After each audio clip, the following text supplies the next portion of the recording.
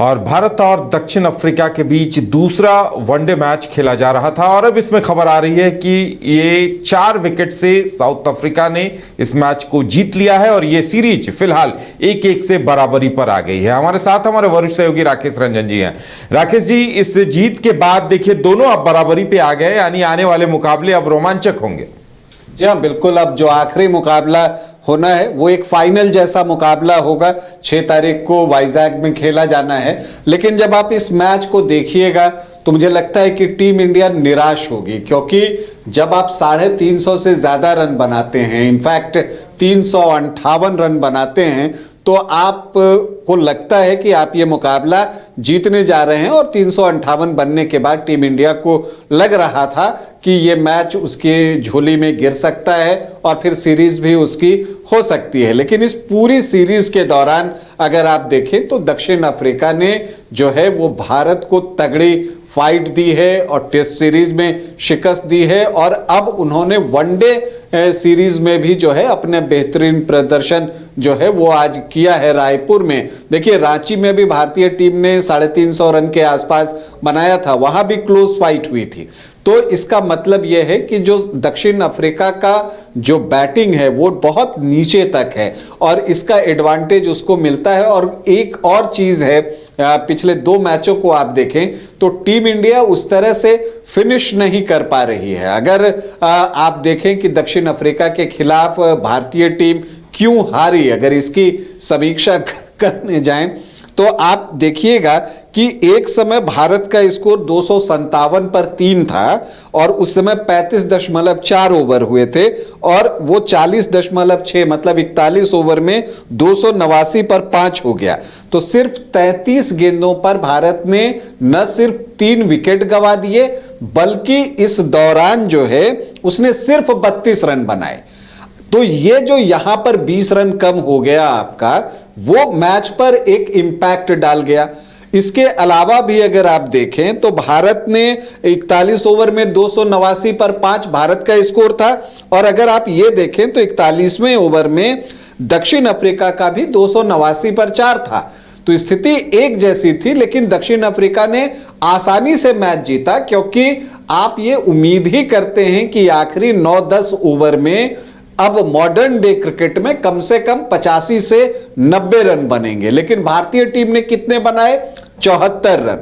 तो आप ये मानकर चलिए कि 11 से मतलब लगभग 10 से 15 रन यहां पर भारतीय टीम ने कम बनाए।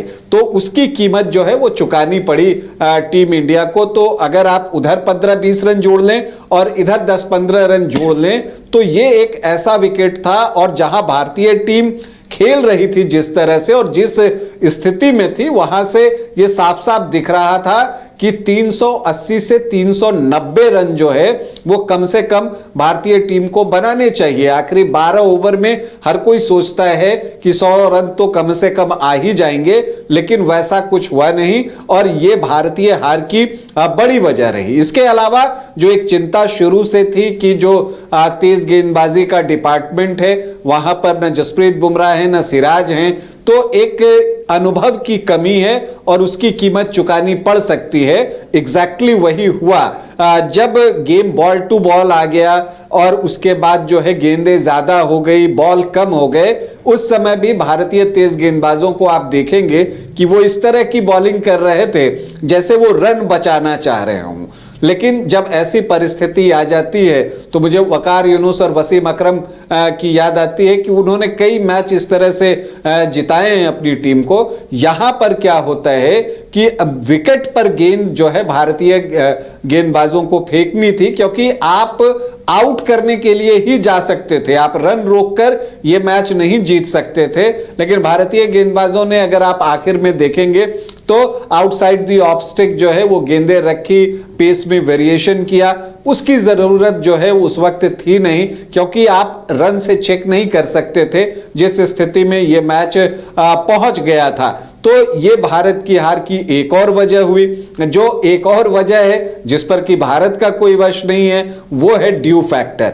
देखिए इस तरह के मैचेस में इस मौसम में जब भारत में मुकाबले खेले जाते हैं तो टॉस ही डिसाइड कर देता है कि किस टीम का पलड़ा भारी रहने वाला है, क्योंकि ड्यू फैक्टर यहां प्ले में आ जाता है। और जब ड्यू फैक्टर प्ले में आ जाता है तो गेंदबाजों के लिए गेंदबाजी करना बहुत मुश्किल हो जाता है, क्योंकि आप गेंद को ठीक से ग्रिप नहीं कर पाते।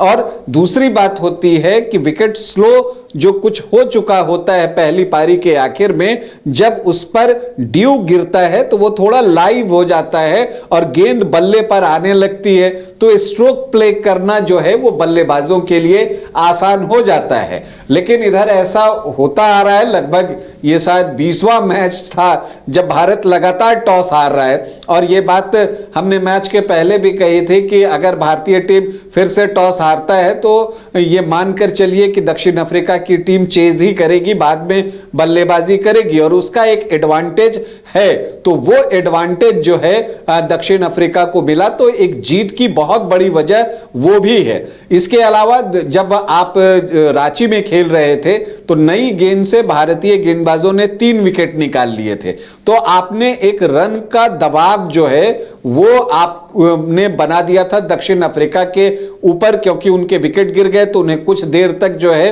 रुकना पड़ा, तो स्कोर बोर्ड का प्रेशर काउंट करने लगता है। लेकिन वहां पर भी चूंकि दक्षिण अफ्रीका का जो बैटिंग है वो बहुत नीचे तक था है और सभी जो है वो ऑलमोस्ट जो है वो बल्लेबाजी कर पाते हैं, तो ये एक चीज और भी रही कि भारतीय गेंदबाज अर्ली ब्रेक थ्रू जो है अपनी टीम को नहीं दिला सके। इसके अलावा जो एक महत्वपूर्ण वजह रही कि दक्षिण अफ्रीका की तरफ से कई पार्टनरशिप आए। देखिए पहले विकेट की पार्टनरशिप तो जरूर सिर्फ 26 रनों की थी, लेकिन उसके बाद आप देखें तो मार्करम और बाबूमा के बीच शतकीय साझेदारी होती है। और फिर आप देखिएगा कि मार्करम और ब्रिड्सके के बीच 60 रनों की साझेदारी, फिर ब्रिड्सके और ब्रेविस के बीच 92 रन की साझेदारी। तो पार्टनरशिप पर पार्टनरशिप बनता चला गया, लगातार अंतराल पर विकेट नहीं गिरे, जैसा कि भारत का मिडिल ऑर्डर एक साथ धाराशायी हुआ। आपको 257 पर 2 से 289 पर 5, तो ये एक और हार की वजह भारतीय टीम की जो है वो बन गई। अब देखना यह है कि अब जो आखिरी मुकाबला 6 दिसंबर को खेला जाना है वाइजैग में, वो एक फाइनल जैसा मुकाबला हो गया है और वहां पर जो टीम जीतेगी सीरीज उसी के नाम होगी।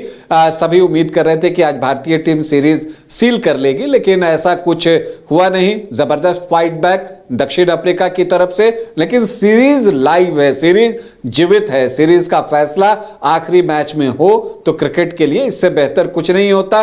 लेकिन दक्षिण अफ्रीका ने जिस तरह से ये रन चेज किया है उसके लिए वो बधाई की पात्र है। देखिए विदेश में ये दक्षिण अफ्रीका का हाईएस्ट रन चेज है। इससे पहले इतने रन बनाकर दक्षिण अफ्रीका कभी विदेश में मुकाबला जीता नहीं था, तो उसने एक और इतिहास जो है वो बना दिया है। तो दक्षिण अफ्रीका की टीम को बहुत बधाई इस जीत पर, और हम आखिरी मुकाबले का इंतजार करेंगे। विराट का शतक, ऋतुराज गायकवाड़ का शतक बेकार चला गया, लेकिन हम उम्मीद करते हैं कि भारतीय टीम इस बार वाइजैग में पलटवार करेगी और सीरीज पर कब्जा जमाएगी। चलिए, तो अब बेसब्री से इंतजार इस बात का रहेगा कि अब भारतीय टीम किस तरह से बदला लेती है इस हार का और किस तरह से इस सीरीज को अपने नाम करती है। अरे कहाँ चले सुबह सुबह? अरे चिंटू इंजीनियर, घर बन रहा है ना, टीएमटी रिबार लेना है। कौन सा? कोई भी सस्ता वाला। और नया फोन? हाँ। ये कैसे लिया? ये स्टोरेज, कैमरा, डिस्प्ले सब चेक करके लिया है। अच्छा, तो फोन के लिए इतना रिसर्च और घर के लिए? मतलब टाटा स्टील आशियाना पे रिसर्च करोगे तभी पता चलेगा कि टाटा टिस्कॉन 550 SD में है बेहतर ताकत और लचक, जो आपके घर को दे सुरक्षा के साथ सेविंग्स भी। क्या हुआ? पहले रिसर्च करनी है ना।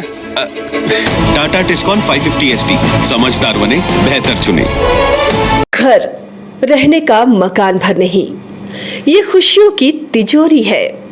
दरवाजे पर दस्तक देता पड़ोस, खिड़कियों से उमड़ आता आसमां, तारों में उलझी ऐसी ना जाने कितनी दास्तां। कहती हैं चले डायमंड सिटी, एक सफर हम सफर के साथ अपने घर तक। Diamond city, life long bonding, 500 से ज्यादा खुशहाल डायमंड परिवार। जल्दी करें, सिर्फ 200 फ्लैट बाकी। आज ही बुक करें अपना आशियाना।